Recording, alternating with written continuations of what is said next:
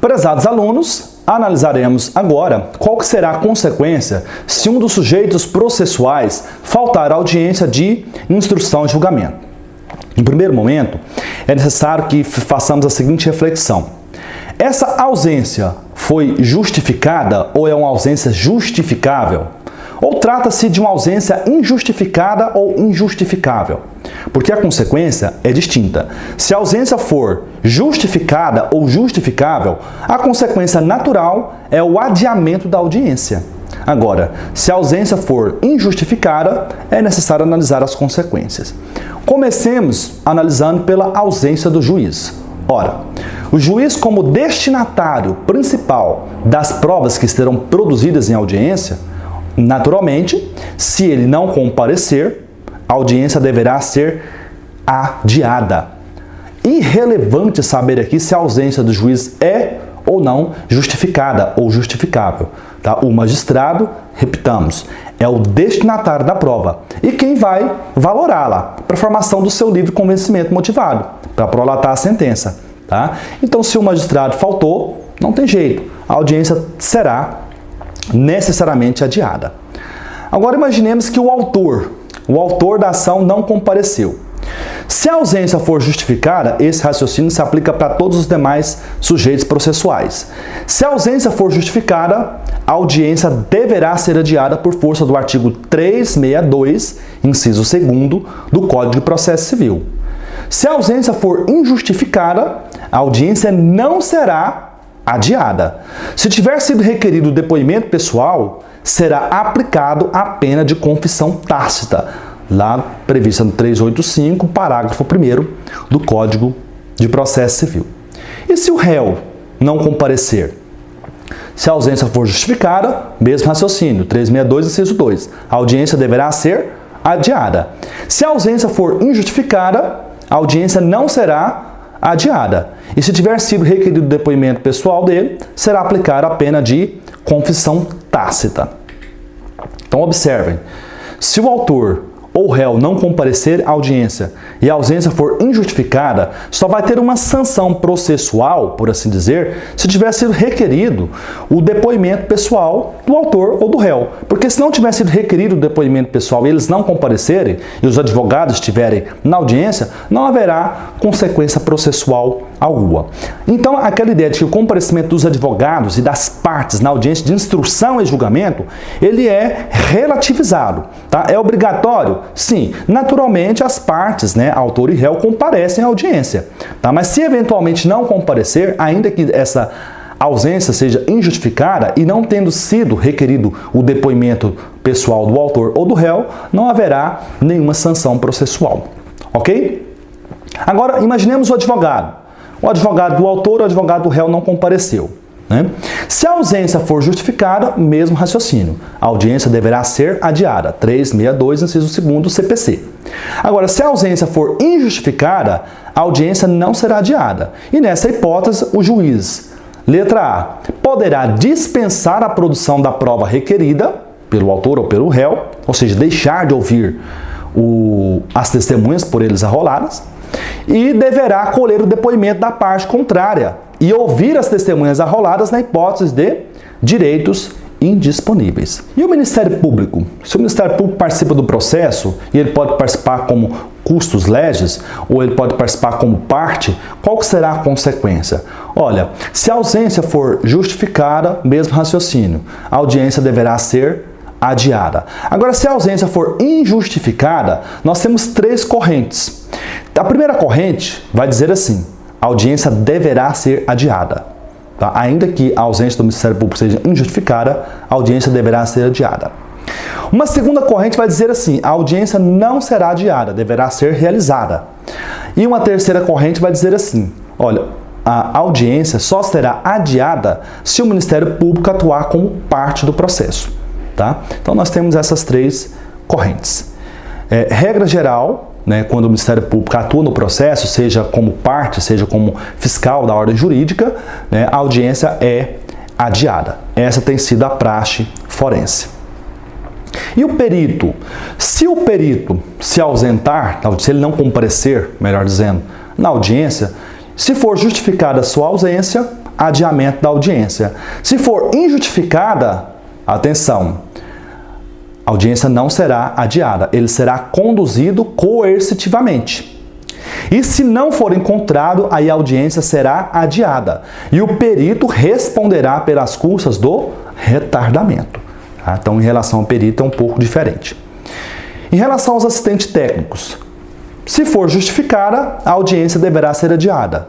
Se a ausência for injustificada, a audiência não será adiada, não cabendo condução coercitiva, porque o assistente técnico é mero auxiliar da parte e não do juízo como perito. Testemunha.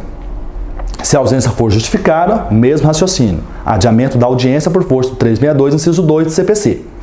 Se a ausência for injustificada, nós temos aqui duas hipóteses. Primeira hipótese, a testemunha foi intimada, seja pelo advogado, por meio de carta de intimação com aviso de recebimento, seja por oficial de justiça. Se ela foi intimada e consta nos autos provas dessa intimação, a testemunha que não compareceu injustificadamente será conduzida coercitivamente. Agora, se a testemunha não foi intimada porque foi dispensada a sua intimação, não haverá condução coercitiva e haverá preclusão para a parte que não fiscalizou ou não se comprometeu, não teve o cuidado de levar a testemunha à audiência. Tá? Na hipótese da testemunha ter sido intimada, ela será conduzida coercitivamente. Se não for encontrada, a audiência será adiada e a testemunha vai responder pelas custas do retardamento. Notas conclusivas acerca da audiência de instrução e julgamento. Olha só, a audiência de instrução e julgamento é una e contínua. Ela pode ser, se necessário for, cindida, fracionada em 2 ou mais sessões, mas a audiência ela é una. Essa afirmação não é uma afirmação meramente retórica, teórica ou acadêmica. É uma afirmação que tem impacto no processo civil. Vejamos. A audiência é una e contínua. Primeira consequência disso, impossibilidade de se praticar novos atos preparatórios. Por exemplo, foi designada a audiência para o dia 10 de maio de 2017. No dia 10 de maio de 2017, nós ouvimos 3 testemunhas. Ainda faltam ouvir mais 3 testemunhas, porque pode ouvir até 10, conforme vimos. Olha só, não é porque nós vamos cindir então a sessão e ouvir essas 3 testemunhas em outro dia que os advogados poderão, por exemplo, praticar novos atos preparatórios, arrolar novas testemunhas. Não existe essa possibilidade, porque aquela sessão é uma continuação da audiência que se iniciou no dia 10 de maio. Outra observação. Havendo direito superveniente de aplicação imediata, aplicam-se à continuação as regras vigentes quando da realização do início da audiência. E mais, havendo nulidade na primeira sessão, as sucessivas serão afetadas.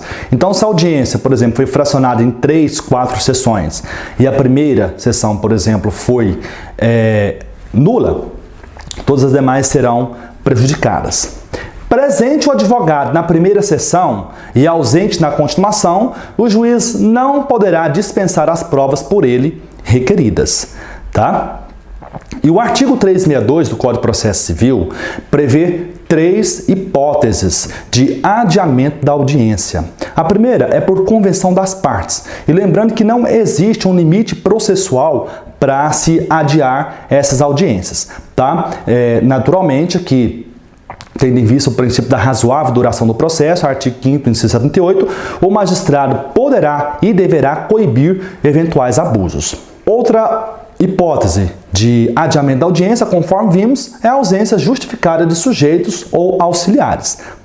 Então, conforme nós referimos, a ausência de testemunha, de parte, de advogado, do próprio juiz, membro do Ministério Público, perito, assistente técnico, quando devidamente justificada, a consequência natural será o adiamento da audiência. E a outra hipótese interessantíssima de adiamento da audiência é quando se a realização do ato processual, ou seja, a audiência de instrução, se atrasar por prazo superior a 30 minutos, desde que esse atraso seja injustificado. Então, vejamos. Se o atraso for justificado, imaginemos que o juiz esteja presidindo e conduzindo uma audiência no fórum. Então atrasou 10 minutos, 30 minutos, 40 minutos. Esse atraso é um atraso justificado. O magistrado está na comarca, está no fórum, a audiência não começou por um motivo plenamente justificado. Agora imaginemos, não há um motivo justificado, o magistrado não está no fórum e não se sabe a razão pela qual ele não está no fórum. Passou 30 minutos, o advogado ele deve comunicar por escrito o fato em juízo, conforme regra do artigo 7º, inciso 20 do Estatuto da OAB, tá? Lei 8.906 de 94. Em qualquer hipótese de não comparecimento justificado, segundo regra do artigo 362, parágrafo 1º, as partes, advogado, perito, assistente técnicos e testemunhas deverão comprovar a causa do impedimento, da impossibilidade, até a abertura da audiência, por petição acompanhada de documento idôneo. Essa regra aqui é uma regra muito criticada pela doutrina, porque por vezes praticamente impossível você comprovar essa ausência justificada até a data da abertura da audiência. Basta pensar, por exemplo, um advogado que a caminho da audiência, em tempo razoável, se envolve um acidente, se machuca e é internado na UTI inconsciente. Imagine como que esse advogado vai, até a abertura da audiência, justificar a sua ausência. Impossível. Então, claro que essa regra aqui comporta flexibilizações à luz do princípio da proporcionalidade, que é um princípio constitucional de natureza implícita. Finda as instruções, ou fim da instrução, melhor dizendo, ou seja, o juiz já ouviu as partes, autor e réu, o juiz já ouviu as testemunhas do autor e do réu. Qual que é o próximo ato na audiência de instrução e julgamento? A realização dos debates orais, que são as alegações finais.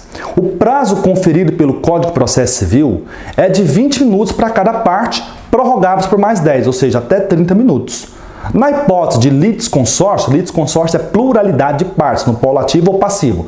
Tem mais de um autor, tem mais de um réu, nós temos litisconsórcio, ou seja, pluralidade de partes. O prazo deverá ser dividido entre todos do mesmo grupo, tá?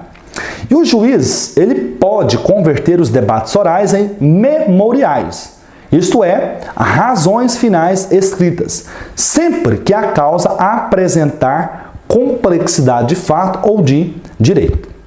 Olha só, lamentavelmente na praxe forense, essa conversão dos debates orais, das razões finais, ali no final do processo, de forma oral pelos advogados, ela é convertida sem muito critério em razões finais escritas.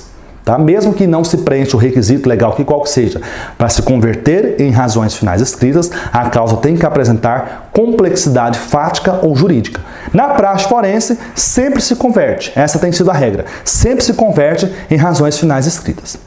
O professor Daniel Assunção Amorim Neves, ele critica, ele entende que se trata de um pacto implícito de mediocridade por parte dos advogados, tá? Que envolve juízes que não querem ou não sabem ouvir e advogados que não querem ou não sabem falar. Então, um pacto de mediocridade implícito. E o prazo, quando convertido, os debates orais forem convertidos em razões finais escritas, o prazo para a apresentação dessas razões finais é de 15 dias para cada uma das partes. Então, prazo de 15 dias para o autor, prazo de 15 dias para o réu. Na sequência, após os debates orais ou após a apresentação de razões finais escritas, nós temos a sentença. Idealmente, no ideal idealíssimo e realizável, a sentença seria proferida em audiência ou dentro de 30 dias, após a audiência. Então, essas as considerações acerca das audiências cíveis. Recomendo que vocês acompanhem o tema constantemente pela doutrina, eu indiquei alguns doutrinadores, não deixem de ler, tá? Não se prendam às aulas expositivas, seja essas videoaulas, seja videoaulas de outros professores, é necessário um exercício constante, a reflexão permanente por meio da leitura da doutrina autorizada, ok? Um forte abraço a todos e até uma próxima.